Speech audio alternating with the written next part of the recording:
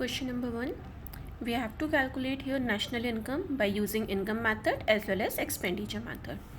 These are the values which are given to us. सबसे पहले income method की बात करते हैं. Income method का हमारा फॉर्मूला क्या होता है? COE plus rent plus interest plus profit plus mixed income. सबसे पहले COE की बात करते हैं. कॉम्पनसेशन ऑफ एम्प्लॉयज़ हमको सीधे सीधे क्वेश्चन में दिया हुआ है 1200, ये हमने 1200 पुट कर दिया. रेंट की वैल्यू हमको दी हुई है 400, ये हमने रेंट पुट कर दिया. इंटरेस्ट हमको यहाँ पे दिया हुआ है 620, ये हमने इंटरेस्ट की वैल्यू पुट की. प्रॉफिट की वैल्यू दी हुई है हमको 800, ये हमने 800 पुट किया. एंड मिक्स्ड इनकम हमको दिया हुआ है यहाँ पे of self employed that is 700, ये हमने यहाँ पे 700 पुट किया. इन सबको हम सम करेंगे तो हमको क्या मिलेगा? Domestic income that is NDP-FC 3720. हमको क्वेश्चन में पूछा गया है नेशनल इनकम, मतलब हमको इस डोमेस्टिक इनकम को किस में कन्वर्ट करना है? नेशनल इनकम में. कन्वर्जन क्या है? Domestic to national. तो इसके लिए NFIA क्या होगा? प्लस. NFIA की वैल्यू देखते हैं हम. यहाँ पे हमको दी हुई है net factor income from abroad that is -20. करना प्लस है लेकिन वैल्यू माइनस में दी हुई है इसलिए माइनस होगा. तो हमारा आंसर क्या आएगा? 3700. सेम क्वेश्चन को अब एक्सपेंडिचर मेथड से बात करते हैं. एक्सपेंडिचर मेथड में हमारा सबसे पहला पॉइंट क्या आता है? PFC private final consumption expenditure, जो हमको फर्स्ट पॉइंट पे दिया हुआ है 2000.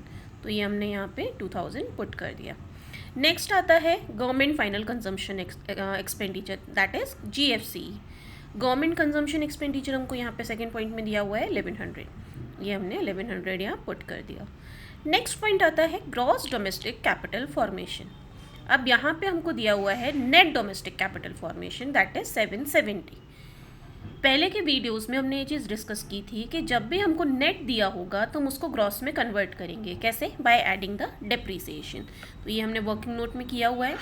नेट वैल्यू हमको दी हुई है 770, डेप्रीसिएशन है हमारा 130. 770 में 130 हमने प्लस किया तो हमारा ग्रॉस डोमेस्टिक कैपिटल फॉर्मेशन कितना हो गया? 900. देयरफॉर यहाँ पे हमने GDCF की वैल्यू कितनी ली है? 900. नेट एक्सपोर्ट्स की बात करें तो नेट एक्सपोर्ट्स हमको क्वेश्चन में दिया हुआ है दैट इज़ -30. करना प्लस है लेकिन दिया माइनस में है इसलिए यहाँ पे अब हम माइनस के साइन के साथ पुट करेंगे. इससे हमको क्या मिलेगा? सबसे पहले GDP-MP. GDP-MP के बाद कन्वर्जन के फॉर्म में हम माइनस डेप्रीसिएशन माइनस NIT करेंगे तो हमको क्या मिलेगा? NDP-FC. डेप्रीसिएशन हमको कितना दिया हुआ है? ये कंजम्पशन ऑफ फिक्स कैपिटल मतलब डेप्रीसिएशन होता है 130 दिया हुआ है. NIT की बात करें अगर तो NIT हमको दिया हुआ है उसके नीचे नेट इनडायरेक्ट टैक्सेस 120. दोनों वैल्यूज़ हमने पुट की तो हमको क्या मिल गया? NDP-FC. अब NFIA प्लस करेंगे तो हमको क्या मिलेगी? National income. अगेन हमारी NFIA की वैल्यू कैसी है? माइनस में है तो यहाँ पे हमने वैल्यू पुट की लेकिन माइनस के साइन के साथ. तो हमारा रिजल्ट क्या आया? 3700. Next question number 2. लगभग जैसे हमने क्वेश्चन नंबर 1 किया है ये भी क्वेश्चन उसी तरीके से होना है. ऑलमोस्ट हमको वैल्यूज़ वैसे ही गिवन है, सीधे सीधे हम फॉर्मूले में पुट करेंगे हमको रिजल्ट मिल जाएगा. पॉइंट जो यहाँ पे हमको ध्यान देना है वो यहाँ पे भी वही पॉइंट है कि हमको जो GDCF की वैल्यू दी हुई है वो नेट में दी हुई है that is net domestic capital formation. तो जब हम वैल्यू पुट करेंगे यहाँ पे फॉर्मूले में तो हम उसको डेप्रीसिएशन प्लस करके ग्रॉस में कन्वर्ट करने के बाद ग्रॉस डोमेस्टिक कैपिटल फॉर्मेशन के फॉर्म में यहाँ पे वैल्यू पुट करेंगे. बाकी ओवरऑल जो क्वेश्चन है हमारा वो वैसे ही है जैसे अभी हमने फर्स्ट क्वेश्चन डिस्कस किया. कॉम्पनसेशन ऑफ एम्प्लॉयज़ हमको 1000 गिवन है क्वेश्चन में. रेंट 250 दिया हुआ है, इंटरेस्ट 150 दिया है, प्रॉफिट 640 दिया हुआ है. इन सबको हम प्लस करेंगे तो हमको क्या मिलेगी? Domestic income that is NDP-FC. NFIA की वैल्यू दी हुई है हमको यहाँ पे क्वेश्चन में that is net factor income to abroad 30.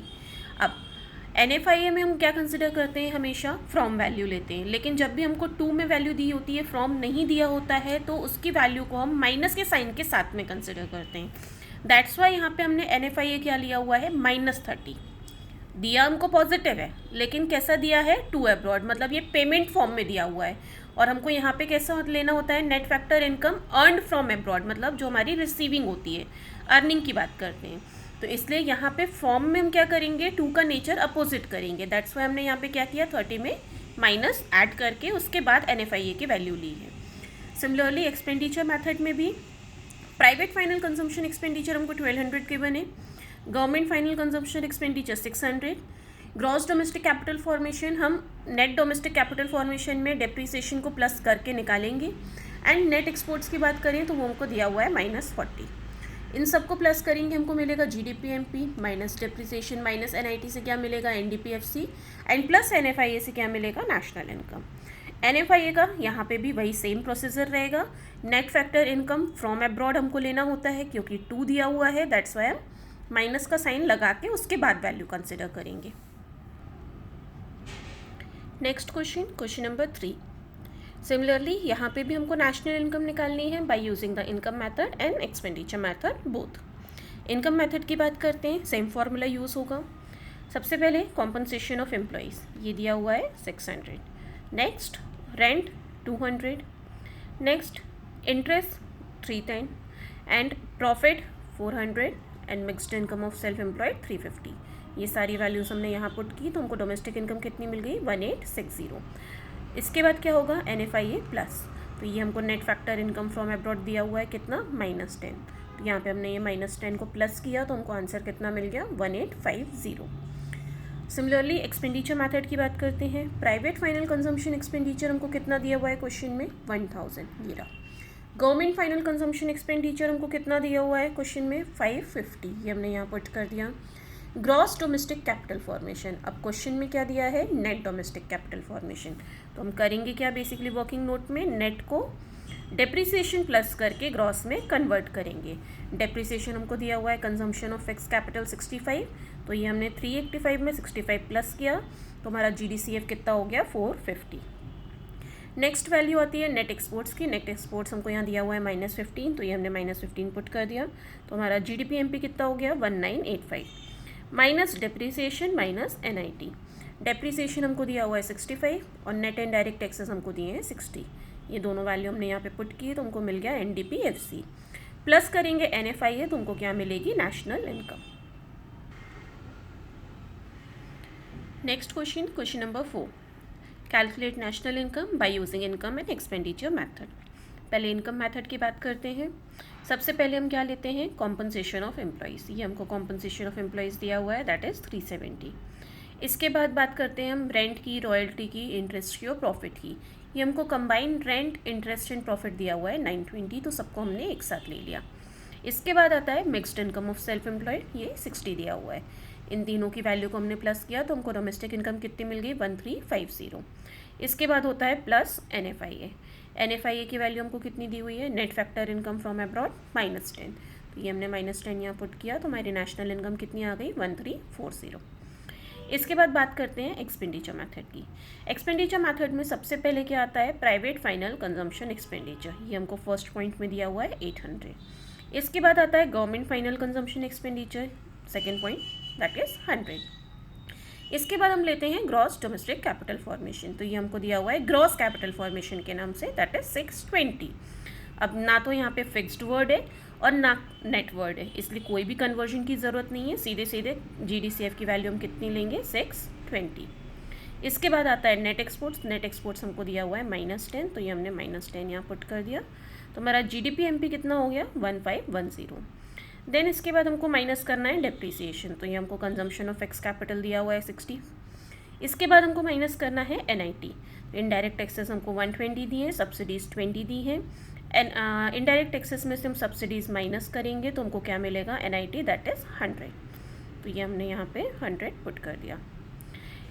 इससे हमको डोमेस्टिक इनकम कितनी मिली 1350। इसके बाद हमको प्लस करना है NFIA, ये हमको NFIA दिया हुआ है -10, ये हमने -10 यहाँ पुट किया तो हमारा नेशनल इनकम कितना आ गया 1340। Next question number 5। Calculate national income by income and expenditure method. पहले इनकम मेथड की बात करते हैं। कॉम्पनसेशन ऑफ एम्प्लॉयज़ हमको क्वेश्चन में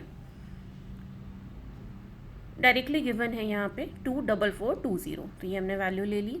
इसके बाद रेंट, इंटरेस्ट एंड प्रॉफिट की बात करते हैं तो ये हमको डायरेक्टली दिया हुआ है कंबाइन करके 9637। Then mixed income of self employed 28267, ये हमने वैल्यू पुट की। इन तीनों को प्लस करेंगे तो डोमेस्टिक इनकम मिलेगी। प्लस करना है NFIA, यहाँ पे दिया हुआ है -255, ये हमने पुट किया तो हमको नेशनल इनकम मिल गई। ये तो सिंपल सी मेथड थी। अब बात करते हैं एक्सपेंडिचर मेथड की। एक्सपेंडिचर मेथड में सबसे पहले आता है प्राइवेट फाइनल कंजम्पशन एक्सपेंडिचर, ये हमको वैल्यू गिवन है। नेक्स्ट आता है गवर्नमेंट फाइनल कंजम्पशन एक्सपेंडिचर, ये वैल्यू दी हुई है हमको।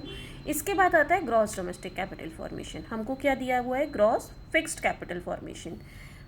इससे पहले के वीडियो में हमने क्या डिस्कस किया था, जब भी फिक्स्ड वर्ड होता है तब हम क्या ऐड करते हैं, चेंज इन स्टॉक।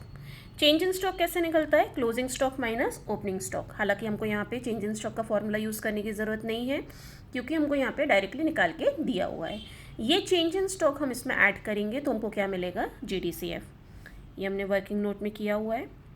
हमारा GDCF की वैल्यू कितनी हो गई, 16418, ये हमने यहाँ पुट कर दी। इसके बाद आता है नेट एक्सपोर्ट्स। नेट एक्सपोर्ट्स कैसे निकलता है, एक्सपोर्ट माइनस इम्पोर्ट। ये हमको एक्सपोर्ट दिया है, ये इम्पोर्ट दिया है। एक्सपोर्ट में से हमने इम्पोर्ट की वैल्यू माइनस की है, तो हमारा नेट एक्सपोर्ट्स कितना आया है, -862। तो ये हमने यहाँ पे वैल्यू पुट की। GDP-MP हमारा आ गया 74084।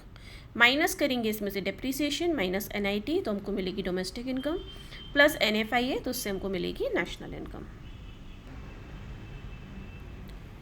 Next question number 6, calculate national income by income and expenditure method. ये हमें वैल्यूज़ गिवन है। सबसे पहले इनकम मेथड की बात करते हैं। सबसे पहले क्या आता है, compensation of employees. Compensation of employees में हमको यहाँ पे वेजेस एंड सैलरी दिया हुआ है। इसके अलावा बाकी जो 2 पॉइंट्स हैं हमारे COE के, wages and salary in kind and employers contribution to social security schemes, ये दोनों वैल्यूज़ हमको गिवन नहीं है। इसलिए COE की वैल्यू हम सीधे सीधे कितना ले लेंगे, 25,000। इसके बाद रेंट हमको दिया हुआ है 1500। रेंट के बाद की वैल्यू की बात करें, रॉयल्टी, तो ये हमको दी हुई है 200। देन हमको इंटरेस्ट दिया हुआ है 6400। इसके बाद प्रॉफिट में अब यहाँ पे एक छोटा सा चेंज है। यहाँ हमको दिया हुआ है profit after tax, that is 4000। जब हम प्रॉफिट का फॉर्मूला डिस्कस करते हैं तो बेसिकली हम देखते हैं कि प्रॉफिट में कॉर्पोरेट टैक्स इंक्लूडेड होता है।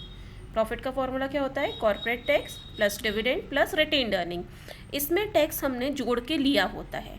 और प्रॉफिट आफ्टर टैक्स का बोलने का मतलब क्या हुआ कि इसमें से टैक्स आपने माइनस करके बाकी आप प्रॉफिट बता रहे हो, तो दैट्स वाई हमको इसमें कॉर्पोरेट टैक्स को वापस से ऐड करना पड़ेगा।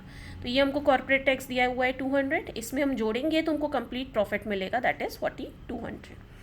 इन सबको सम करने से क्या मिलेगी, डोमेस्टिक इनकम, प्लस NFIA करेंगे तो हमको क्या मिलेगा, नेशनल इनकम।